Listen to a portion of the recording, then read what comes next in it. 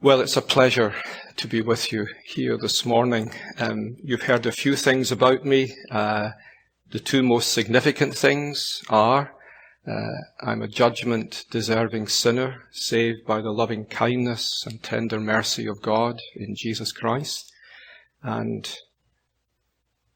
I'm married to the best woman in the world. So, those are the two things you should remember about me.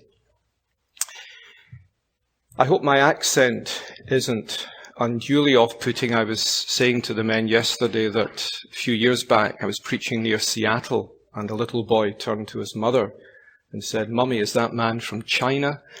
I'm not from China. I'm a Scot and was raised in the major city of Scotland, Glasgow, about 750,000 people.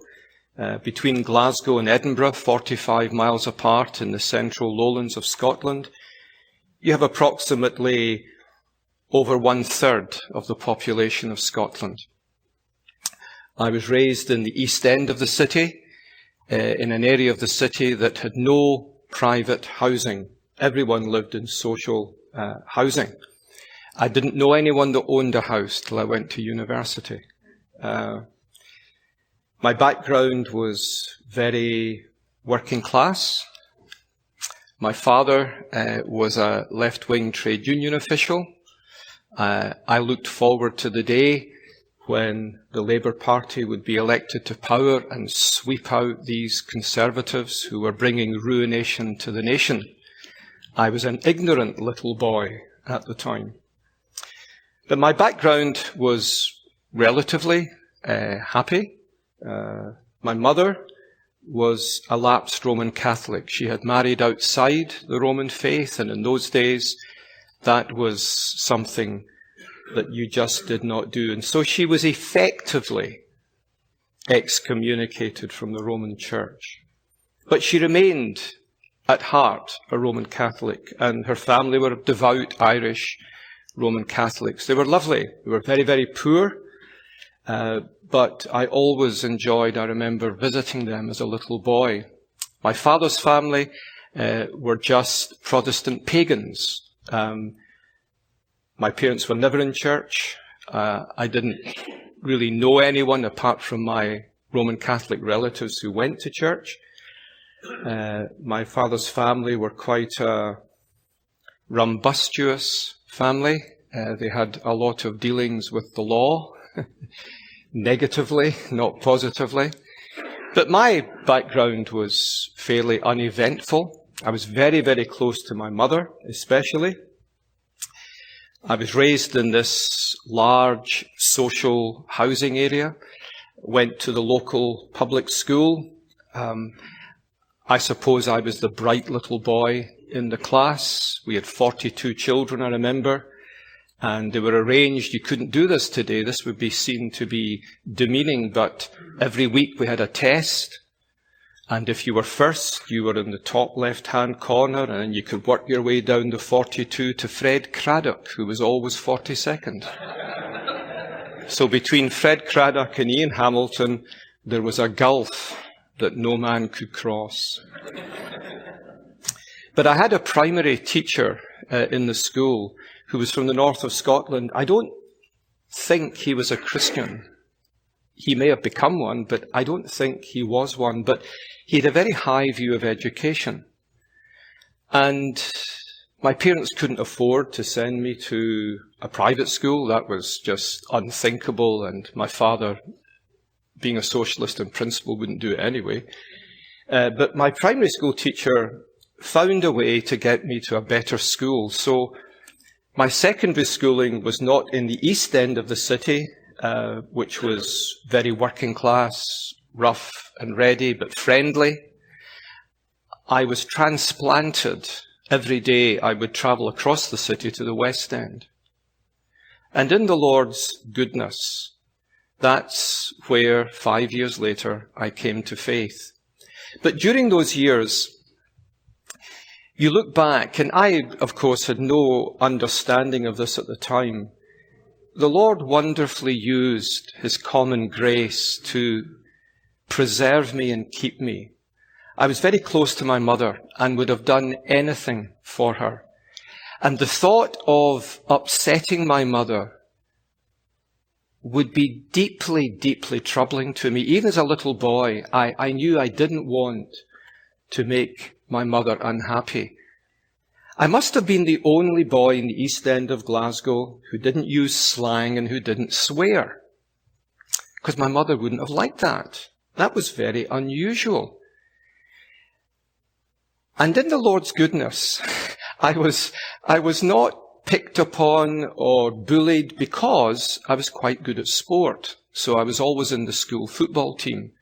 And in the Lord's kindness, that was a hedge about for me. No one picked on me because I didn't use slang, I didn't swear, and I was always top of the class because they wanted me in the football team. That was a small thing, I suppose, but looking back, it was a generous, kind-hearted preventative from the Lord. Allied to the desire never to upset my mother meant that there were things I didn't do, places I didn't go to. I wanted to go to them, but I thought my mum wouldn't like that, so I just didn't do that. So all through my secondary schooling, I just continued to, work away. I didn't apply myself very diligently at high school. I got through things reasonably well. I didn't need to apply myself, I suppose, but I began to become a little more interested in the world around me. I suppose from the age of 12, my Saturday nights and Sunday nights increasingly were given over to what you would call today clubbing. So I would go out, and my parents had a great trust in me, and I didn't get up to mischief, quite enjoyed what I was doing. And that continued through my high school. But there was an increasing restlessness in my mind. I remember one night, and I'm sure there were more than one night, but I remember one night lying in my bed thinking, I'd be about 15.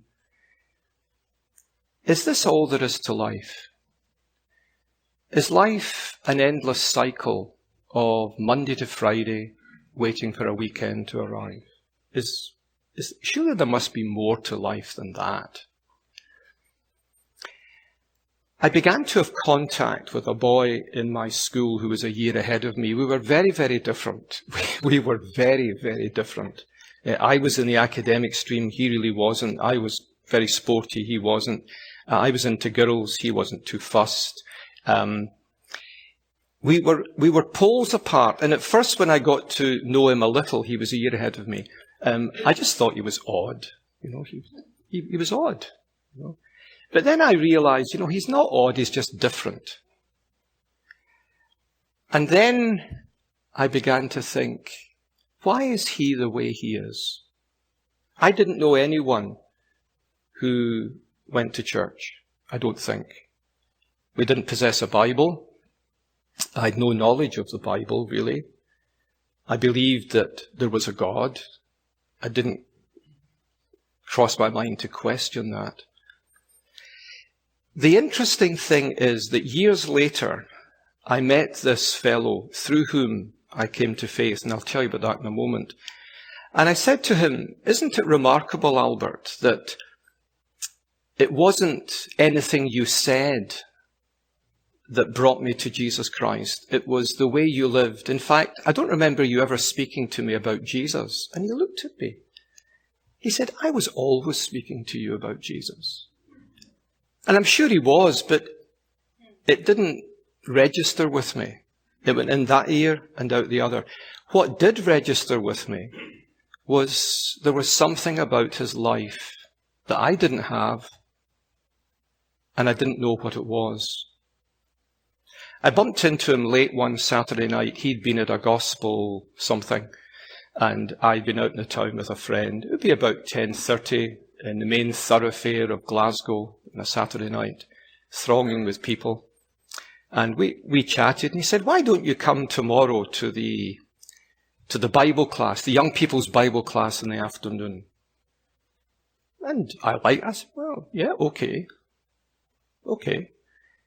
So I came, and that was quite a journey. I had to get 2 buses across the city, and eventually I went. And I remember walking into this.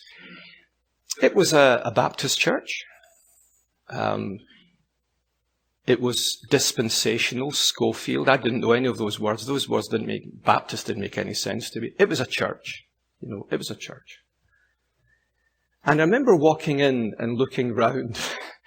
There'd be about 25 young people, 16 to 25. I was almost 17. And I remember looking round. My first thought was, are there any good-looking girls here? That was my first thought. My wife can take that because she knows she's the only girl in my life. And I remember seeing a girl there that I recognized from school. And I thought, wonder what she's doing here. The fellow who was leading the Bible class had been told, there are 2 unconverted boys here today. So he scrapped the talk he'd prepared and he preached on John 3:16. I didn't know what John 3:16 was, never heard of it. I'm sure I'd heard of the Gospel of John, I think. I was a bright little boy, but I was ignorant. I remember a Roman Catholic young lad in my area of the housing scheme said to me one day, a bit before this, what's the difference between Catholics and Protestants anyway? And being a little know-all, I said, you believe in something called the virgin birth and we don't. I don't know how on earth I got that. Anyway. So the fellow began to preach in John 3:16, and I'll try to use verbs that I think faithfully and honestly reflect how I felt. I felt bewildered. I felt puzzled. And I felt ultimately overwhelmed.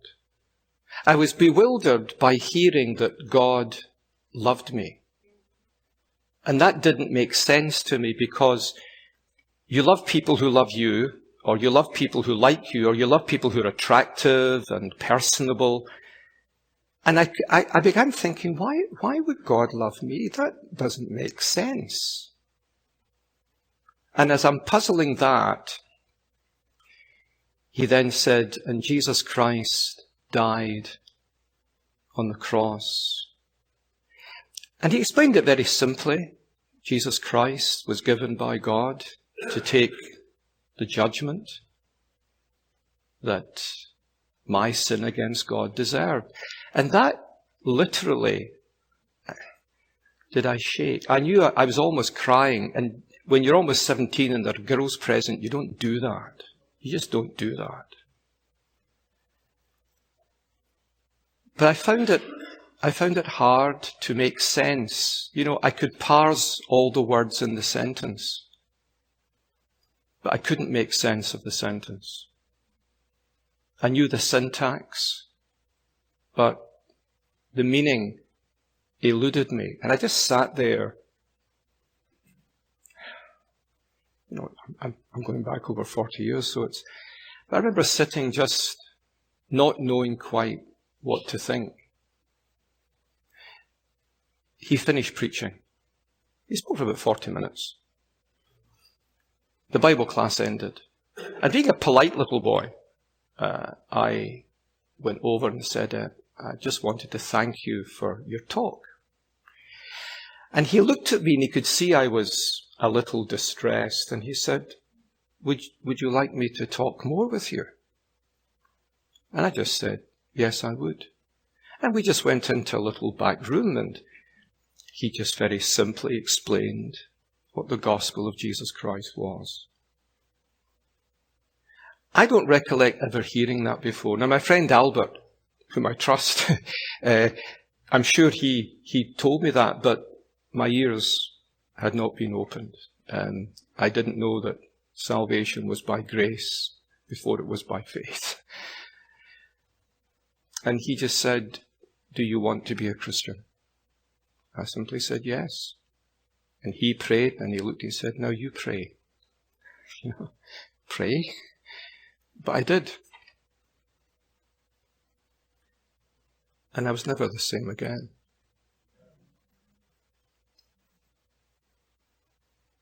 I remember partly walking home. I had a long way to go, so I had 2 buses, but it was raining. It was a wet Sunday afternoon. And I almost wanted to skip through the rain. And I thought what a great thing it must be to tell people about Jesus Christ. So often people will ask me over the years, when did you sense God calling you to be a preacher? Well, it was, in a sense, it was slow, it was developing, it was almost inexorable. But I wonder if it wasn't on the day I was converted, actually, that God planted the seed. What else would you rather do?